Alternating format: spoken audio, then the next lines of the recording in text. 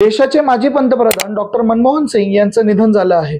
श्वासोश्वास घेण्यासाठी त्रास होत असल्याने त्यांना दिल्लीच्या एम्स रुग्णालयात दाखल करण्यात आलं होतं। वयाच्या 92व्या वर्षी त्यांनी अखेरचा श्वास घेतला। भारताच्या उदारमतवादी धोरणाचे जनक असलेल्या मनमोहन सिंग यांच्या निधनानंतर जगभरात हळहळ व्यक्त केली जात आहे। प्रकृतीच्या कारणास्तव डॉक्टर मनमोहन सिंग गेल्या काही वर्षापासून राजकारणापासून दूर होते। आता त्यांचं निधन झालं आहे। 1991 साली देश आर्थिक संकटाशी सामना करत असताना त्यावेळेचे अर्थमंत्री मनमोहन सिंग यांनी देशाची बाजारपेठ जगासाठी खुली केली। त्यांनी खासगीकरण, उदातीकरण आणि जागतिकीकरणाचा मार्ग अवलंबला आणि देशाची अर्थव्यवस्था रुळावर आणली।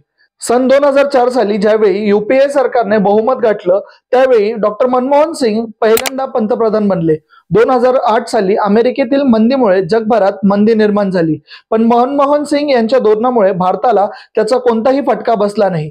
त्यानंतर 2009 साली ते दुसऱ्यांदा पंतप्रधान बनले। डॉक्टर मनमोहन सिंग यांची कारकीर्द कशी होती हेच पाहणार आहोत आजच्या या व्हिडिओमधून।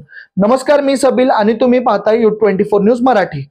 डॉक्टर मनमोहन सिंग यांचा जन्म 26 सप्टेंबर 1932 रोजी पाकिस्तानमधील गाह या गावात झाला।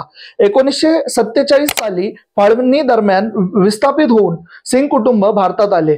त्यानंतर त्यांनी पंजाब विद्यापीठातून पदवीपर्यंत शिक्षण घेतलं। डॉक्टर मनमोहन सिंग यांनी ऑक्सफोर्ड विद्यापीठातून अर्थशास्त्र या विषयामध्ये डॉक्टरेट केली। सन 1966 ते 1969 या काळात मनमोहन सिंग यांनी संयुक्त राष्ट्रात काम केलं। नंतरच्या काळात ते भारत सरकारच्या वाणिज्य मंत्रालयात सल्लागार म्हणून रुजू झाले। 1972 ते 1976 या काळात भारत सरकारचे मुख्य आर्थिक सल्लागार म्हणून त्यांनी काम केले। 1982 ते 1985 या काळात त्यांनी रिझर्व्ह बँकेचे गव्हर्नर म्हणून काम केलं। त्यानंतर 1985 ते 1987 या काळात त्यांनी नियोजन आयोगाचे अध्यक्षपदावर काम केलं। सन 1991 सालच्या आर्थिक संकटाच्या वेळी तत्कालीन प्रधानमंत्री नरसिंह राव यांच्याकडून मनमोहन सिंग यांची अर्थमंत्रीपदी निवड करण्यात आली।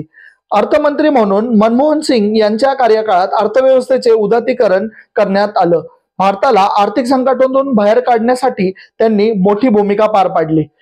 सन 1996 साली डॉक्टर मनमोहन सिंग हे राज्यसभेचे विरोधी पक्षनेते होते। 2004 साली यूपीएची सत्ता आल्यानंतर डॉक्टर मनमोहन सिंग यांनी देशाचे 13वे पंतप्रधान म्हणून शपथ घेतली। 2004 ते 2014 या काळात त्यांनी 2 वेळा पंतप्रधान म्हणून काम केलं। एप्रिल 2024 साली त्यांनी राज्यसभेतून निवृत्ती घेतली आणि आता त्यांच्या निधनाची बातमी समोर येत आहे। एकंदरीत डॉक्टर मनमोहन सिंग यांच्या संपूर्ण कारकिर्दीबद्दल तुम्हाला काय वाटतं ते आम्हाला कमेंट बॉक्समध्ये नक्की कळवा। आणि जर आपल्या U24 न्यूज या चॅनलला सबस्क्राईब केलं नसेल तर आजच या चॅनलला सबस्क्राईब करा।